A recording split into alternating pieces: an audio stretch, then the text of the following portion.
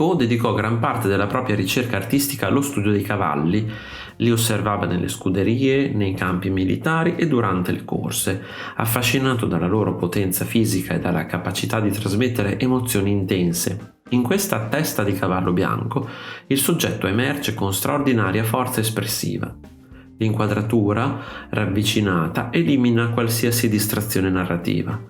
Tutta l'attenzione si concentra sul volto dell'animale, sugli occhi spalancati, sulle narici dilatate e sulla tensione muscolare del collo. Il cavallo appare vivo, inquieto, quasi drammatico. La pennellata energica e la luce contrastata accentuano il senso di movimento e vitalità. L'opera riflette pienamente la sensibilità romantica di Géricault. Il cavallo non è più semplice animale, decorativo o mezzo di trasporto, ma diventa protagonista emotivo del dipinto, simbolo di energia incontrollabile e passione. Attraverso questo studio anatomico, l'artista riesce a comunicare una presenza psicologica sorprendentemente umana. Delacroix trasforma il cavallo in una creatura teatrale e tormentata. In questo dipinto l'animale è colto nell'istante in cui si imbizzarrisce, spaventato dalla violenza di una tempesta imminente.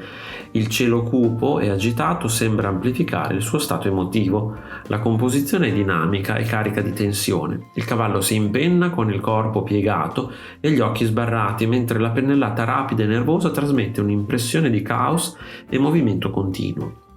Delacroix non cerca la precisione anatomica assoluta, ma l'intensità emotiva.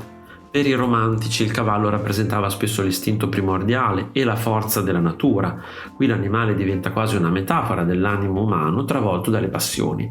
L'opera comunica paura, energia e dramma con una potenza visiva straordinaria. Questo dipinto appartiene al cosiddetto periodo rosa di Picasso, fase caratterizzata da atmosfere più serene rispetto ai toni malinconici del periodo blu. La scena mostra un ragazzo nudo che accompagna un cavallo con calma e naturalezza. La composizione appare semplice e monumentale allo stesso tempo.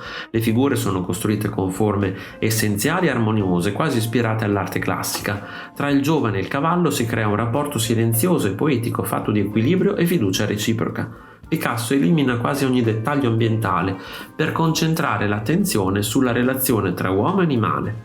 Il cavallo non è più simbolo di guerra o potere, ma presenza calma e pura, quasi archetipica. L'opera anticipa la ricerca dell'artista verso forme sempre più sintetiche e universali. Per Franz Marc gli animali rappresentavano una dimensione spirituale incontaminata, più autentica rispetto al mondo moderno dominato dall'uomo. I cavalli furono tra i suoi soggetti preferiti.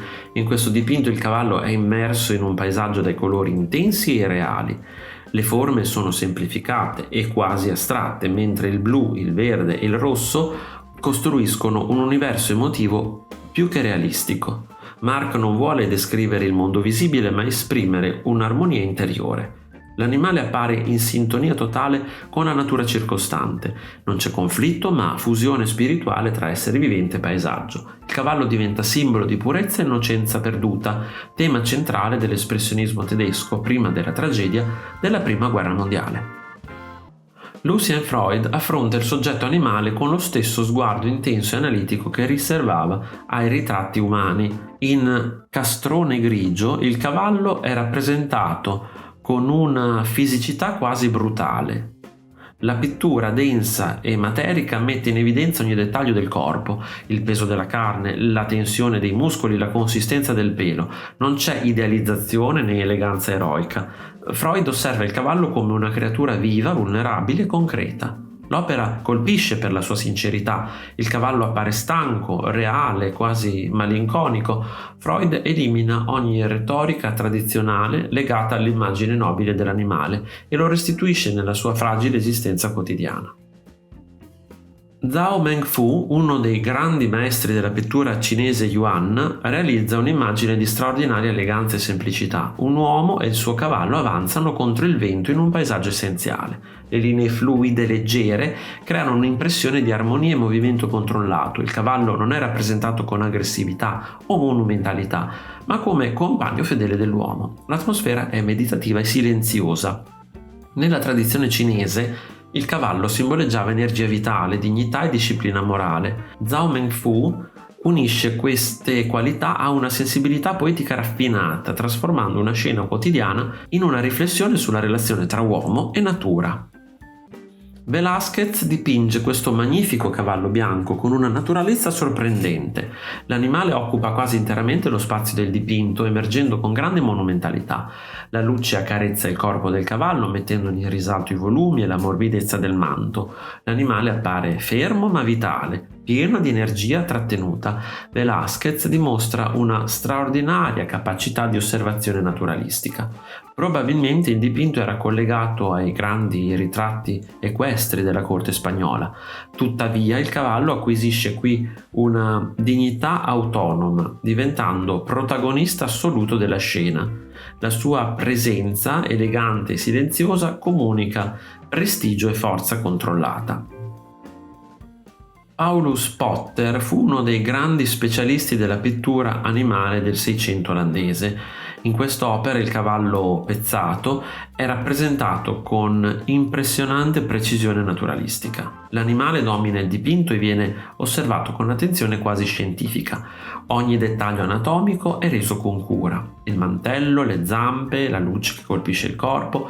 Tuttavia il quadro non è freddamente descrittivo. Il cavallo possiede una presenza viva e individuale. Nella pittura olandese del Seicento gli animali diventano spesso protagonisti autonomi, riflesso dell'interesse per il mondo reale e quotidiano. Potter trasforma il cavallo in un soggetto degno della stessa attenzione riservata ai ritratti umani.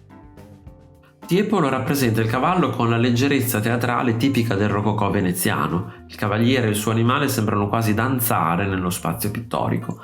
La composizione è dinamica e luminosa, il cavallo appare elegante e nervoso, costruito attraverso pennellate rapide e vibranti. Più che il realismo anatomico interessa l'effetto scenografico e decorativo. L'opera riflette il gusto aristocratico del Settecento, dove il cavallo era simbolo di distinzione sociale e raffinatezza. Tiepolo trasforma la scena di caccia in uno spettacolo elegante e luminoso. Questo celebre ritratto equestre è considerato uno dei massimi capolavori della pittura inglese del Settecento. Stubbs raffigura il famoso cavallo da corsa Whistlejacket, isolandolo completamente su uno sfondo neutro. L'animale si impenna con straordinaria energia, ogni muscolo, vena, dettaglio anatomico è studiato con precisione eccezionale. Stubbs aveva approfondito scientificamente l'anatomia equina e questa conoscenza emerge chiaramente nel dipinto. Ma il quadro non è soltanto uno studio scientifico, il cavallo appare quasi come una personalità autonoma, piena di carattere e orgoglio. Eliminando cavaliere e paesaggio, Stubbs consacra definitivamente il cavallo come protagonista assoluto dell'opera d'arte. Se ti è piaciuto il video, iscriviti al canale, lascia like e condividilo con i tuoi amici. Un saluto e al prossimo video di Arte Esplorando!